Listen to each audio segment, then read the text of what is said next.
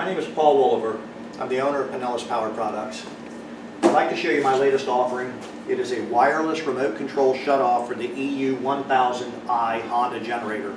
The kit itself is the exact same kit as the wireless remote control shutoff for the EU2000. The only thing different about it is going to be the installation procedure. First thing the kit comes with is a flash drive that's also a bottle opener, and it has a shameless advertising plug for me on it. On this flash drive will be two video packages. There'll be the video package for the EU2000 and a video package for the EU1000. And you simply open whichever video package is appropriate for your generator, and it'll have the installation instructions for you.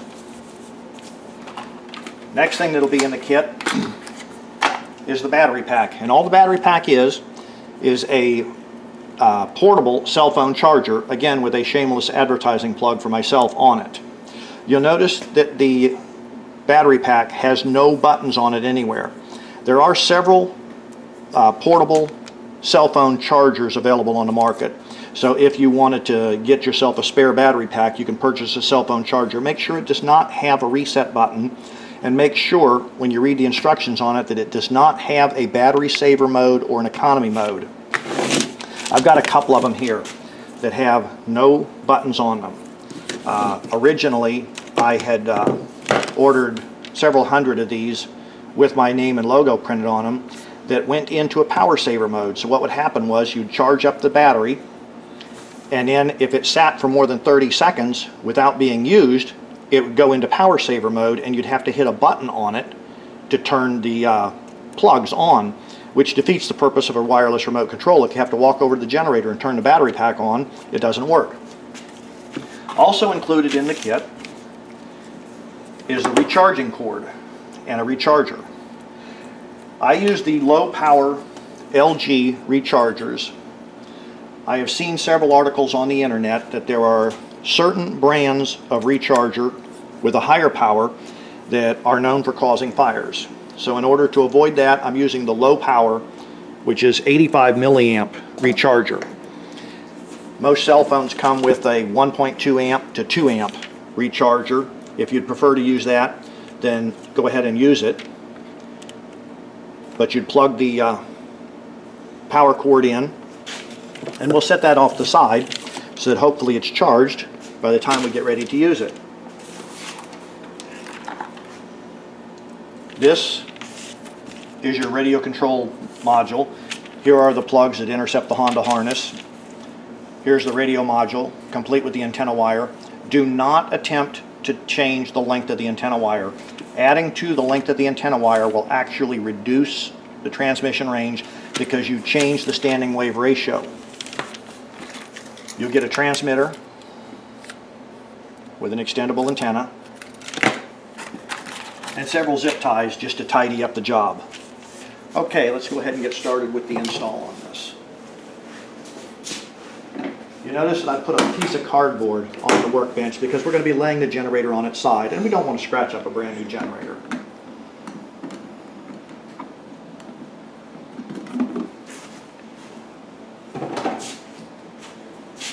This plugs in the same as the EU2000. You'll see the kill wire circuit is right down here, and it has two wires in a plug. Unfortunately, it's too hard to get down in there. It's not like the EU2000, which has just a little bit of extra room. So that's going to make it more complicated to get into. So in order to get it into the EU1000, take the back cover off, and it's held on with 4 Phillips head screws.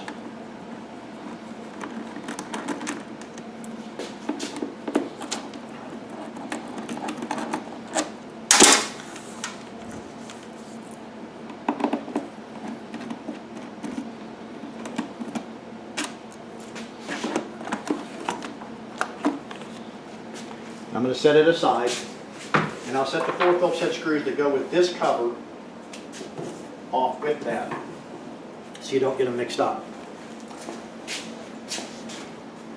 I'm going to temporarily take the fuel cap off, and we'll peel back the rubber boot under the fuel cap, and you'll see this external snap ring.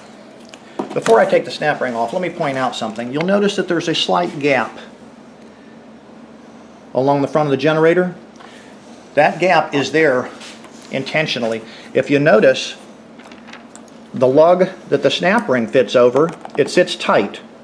I think Honda put this little gap here just so that their engineers could sit and laugh and watch while people tried to get it back together again to close in this little gap. That's probably really funny if you're a Japanese engineer somewhere, to watch people try to get this gap to close all the way down in, knowing that it won't. At any rate, it's an external snap ring. And don't spread it too much.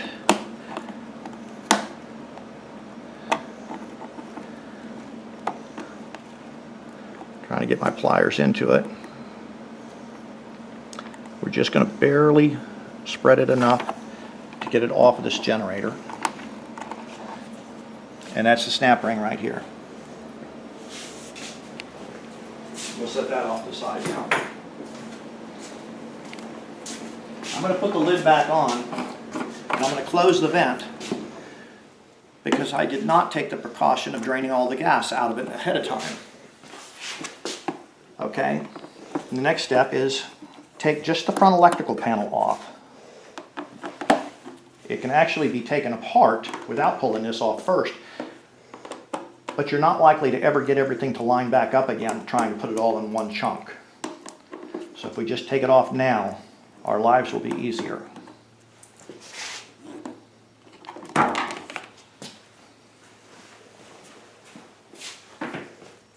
And we'll set these short screws off with that panel.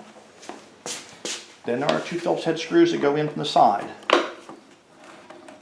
And you'll notice how this panel sits on top of these four lugs.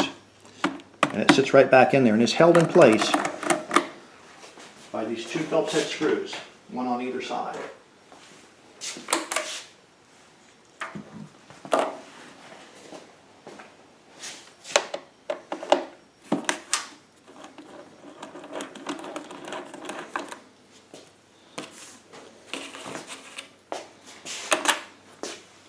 We'll set these screws off to the side.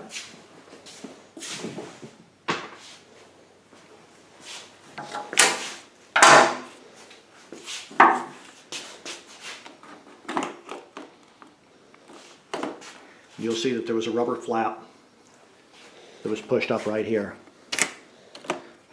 Just keep that pushed up when you go to put this back into place. And you'll notice right here, the panel butts together, completely touching here, and this gap still shows approximately 1 millimeter where I got my thumbnail at now. Then we'll pull this side housing off. You'll notice I laid cardboard on the workbench, and that's strictly to protect the new generator.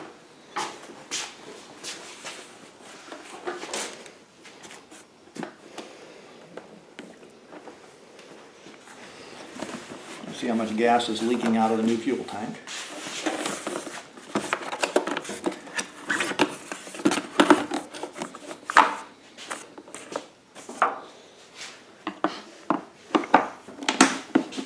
These are a number 3 Phillips head screw. There are 2 at the bottom and 2 in the handle.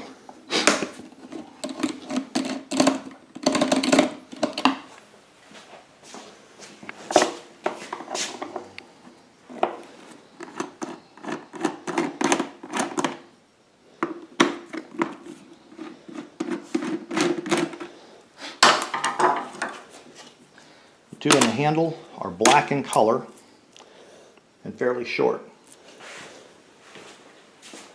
The 2 at the bottom are chrome and far longer. And don't lose the flat washer that goes on them. And we'll set these off to the side.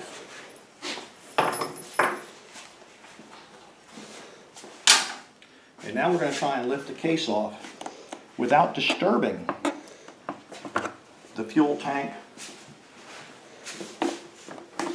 or the electronic control unit, so that we don't have to snap all that back in.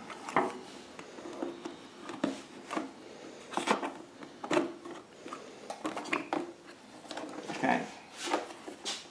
You notice there are metal dowels in the handle.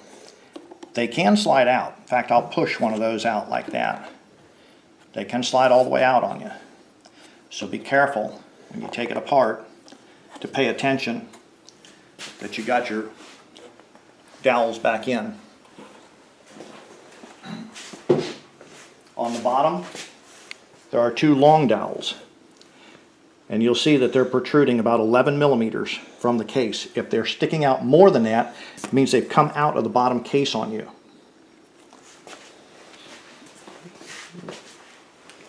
Okay. The wire that we're going to be unplugging is this harness right here. The one I'm touching with my screwdriver.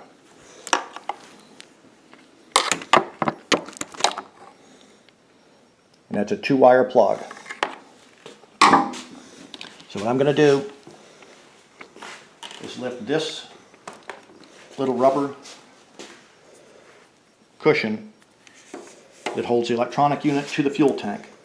I can now fold the electronic unit forward just a little bit. And now you can see the plug better. And it's a 2-wire plug. I'm going to reach in here and disengage Honda's tie wrap.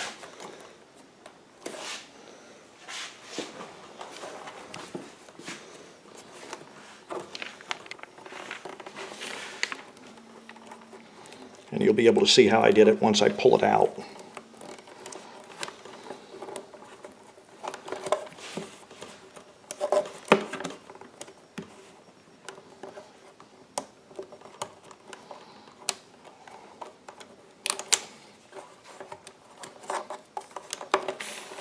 Okay, here are the Honda tie wraps.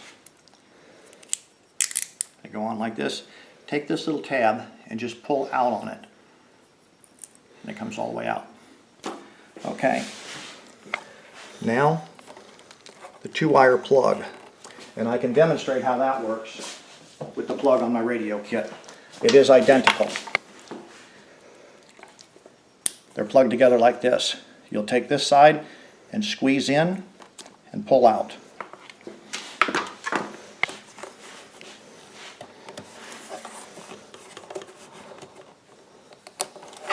Okay, so now we've got it unplugged. Now we're going to take my radio and we're going to plug the two of these. Plug the female side into the male side of the Honda wiring harness, the male side of my radio into the female side of the Honda wiring harness.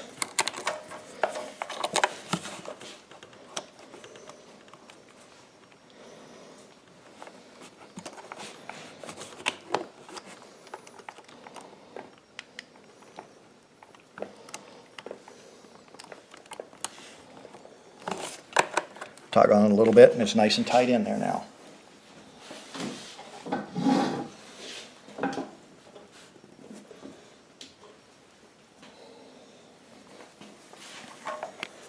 Okay, we're going to take this and we're going to feed it down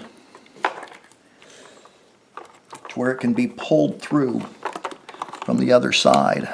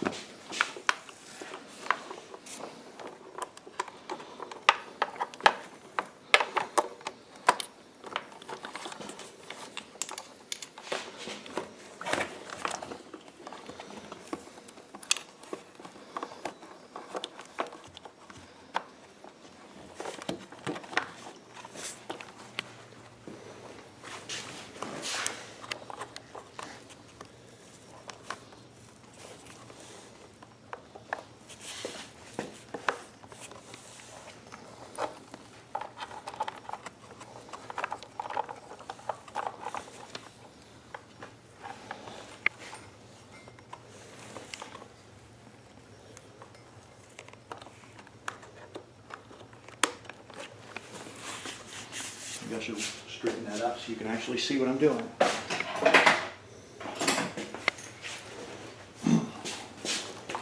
I'll be around on this side. If you look right here,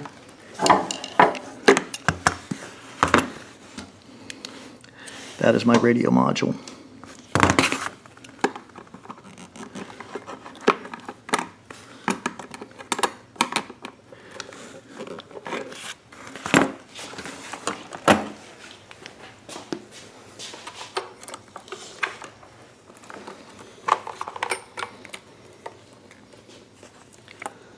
Now you see why I did not try to put all this through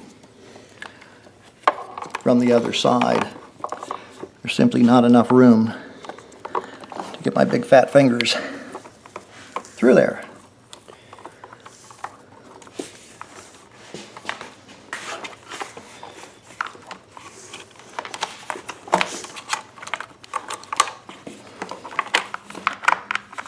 Okay, I now have the radio module pulled down into place.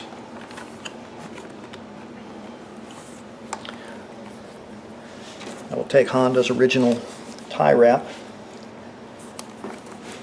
put it back where it was.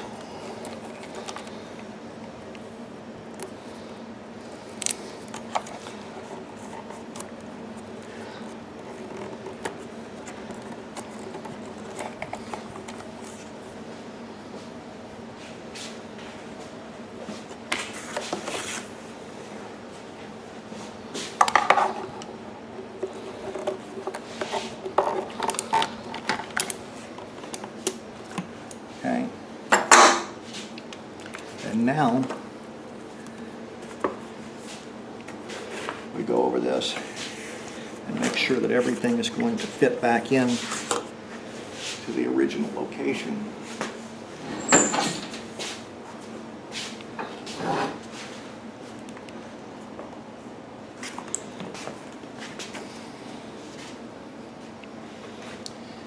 The tab with this shape right here is going to go to the bottom, and that latches onto this corner of the electronic control module, and this hooks over the fuel tank.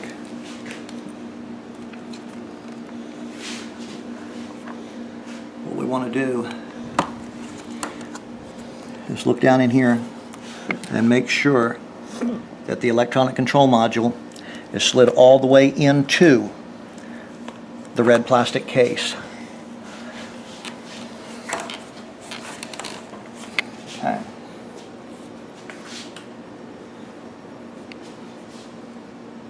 Now we'll take the cover, put it back on. You see these black feet here? These can come off on you. Just make sure that they're slid onto the electronic control module, and I say they because there's another one down here. There are two of them. You see the edge of the casting right here. And they slide into this slot right here on the cover, right where my finger is. So I'm going to slide the cover back into place.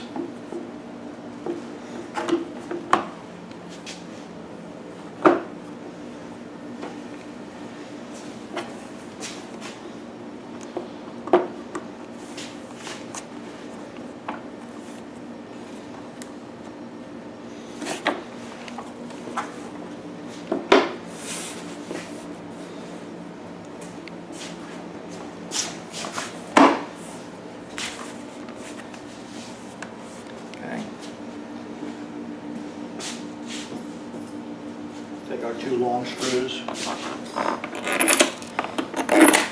drop them into the bottom.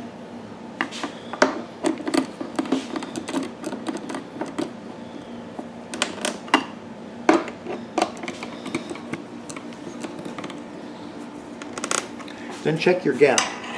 In order to check the gap, look at this area right here where the flange goes, not here, because right here there'll be about a millimeter gap, but right here it'll be touching. And then if you come around to the front, you notice there's about a 1 millimeter gap along here, but right here it's actually touching. And that tells you got the case bottom on correctly. Then come around to the top.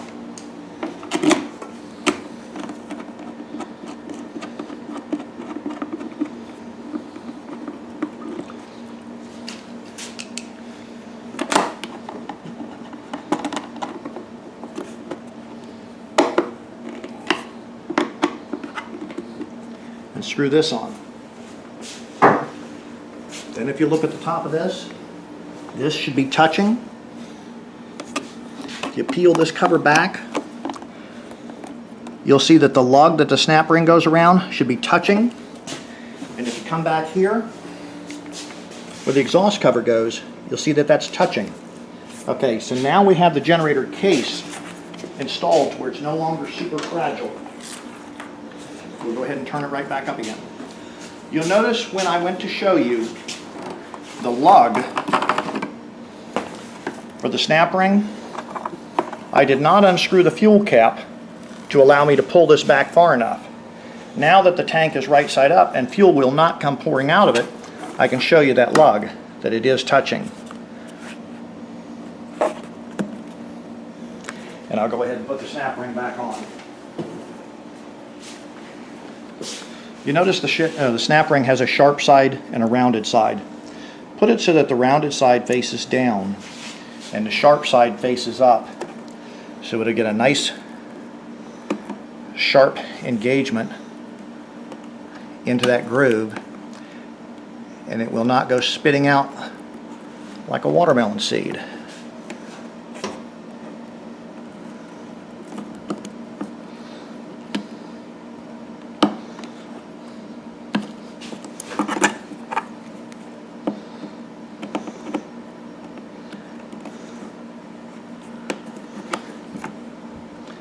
Okay, that's in place.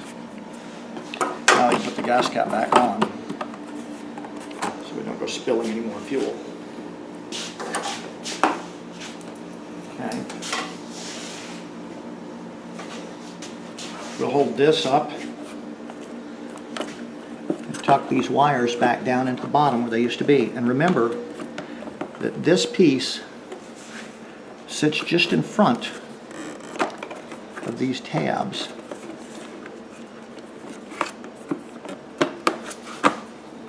Okay, so that's the way this cover goes on, or this panel goes on. Take a look at it. We'll go get the Phillips head screws and hold it. We'll put one into each side.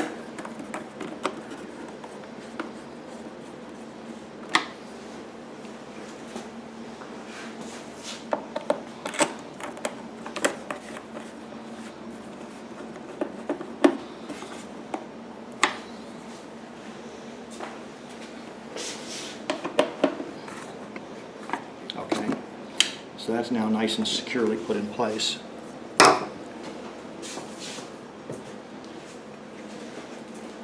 You saw the wires that were tucked down in there, and that's why I like to pull this panel off first. Truth be known, it is theoretically possible to pull it off all in one piece. I'm not sure I'd want to fight to get everything to line up though, putting it back together that way, so I pull it off in one section and then pull the panel out of the way.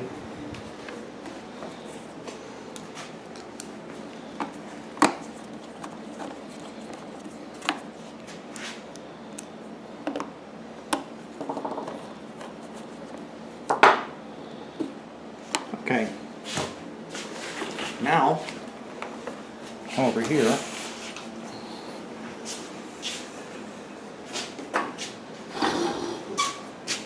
we can see our wiring harness sticking through.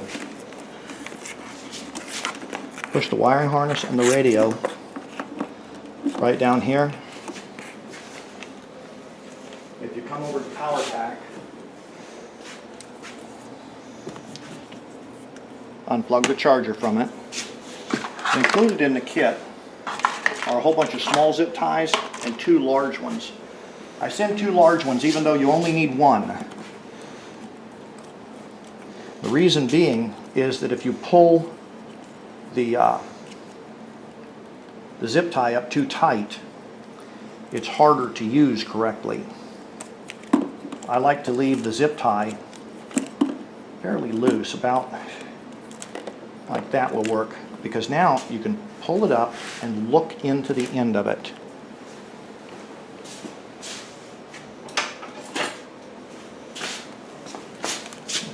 Trim it up just a little bit more.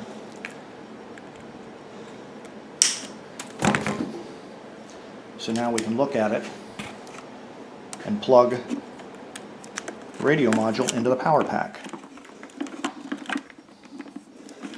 You can tuck the wires down in here like this, so that now it fits like a nice clean operation. Truth be known, if you wanted to test start your generator, you could do it now. I'm going to go ahead and put the rear panel on first.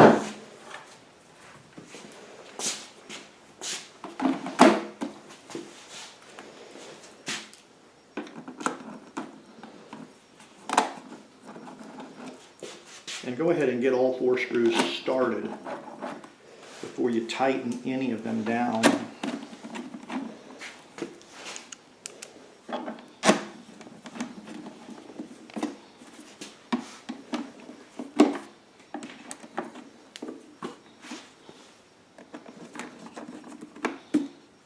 Okay. And here is our cover.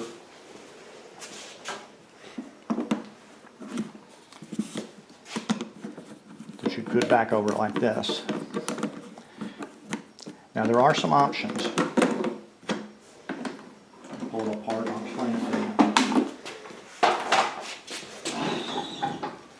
The way that I had envisioned this kit working is that you'd plug the power pack in and you'd charge it up before you go camping. And then this power pack will last you approximately 1 week in standby mode or in use. However, if you're going to be using it as a camper on a semi-truck, or excuse me, a backup generator for a semi-truck, and you don't want to have to charge this up once a week, you can plug the charger in to one of the outlets in the front, and then come over and plug it in to the charge port on this, and have both of these plugged in at the same time. In order to function, you'll need to cut a small notch in the case to allow the charge cord to go by, either up here at the top or wherever looks convenient for you. If you put it up here at the top, you can put the wire tight so it doesn't get tangled up into anything. Take up the extra play in the wiring. So you can cut a notch into the case. I'm not going to do that on this one. This is a customer generator. But you can leave it plugged in all the time if that's what you prefer to do. So let me go ahead and put the cover back on. And this way I would refer to as in camping mode, because you pull that cover off and put the power pack on charge before you went camping that weekend. Okay, so to use the generator, you turn it to the on position. Go ahead and choke it. According to Honda, you want to start these in standard run mode as opposed to eco mode. So you'll put the eco switch in the off position.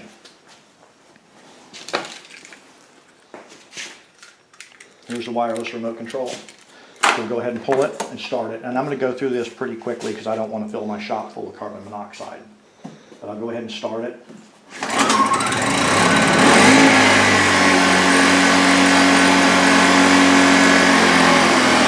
And that's in economy mode. And now we'll say you want to shut it off by wireless remote control. It's that simple.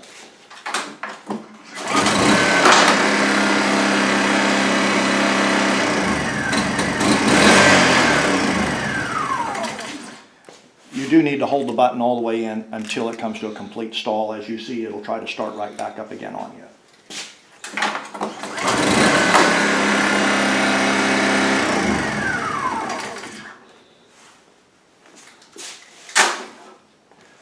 Okay, that's about all there is to it. Just make sure that you watch the correct video package for either the 1000 or the 2000, depending on which generator you have. As you can see, the EU1000 takes a few more minutes to install it than the EU2000, but otherwise that should just about do it.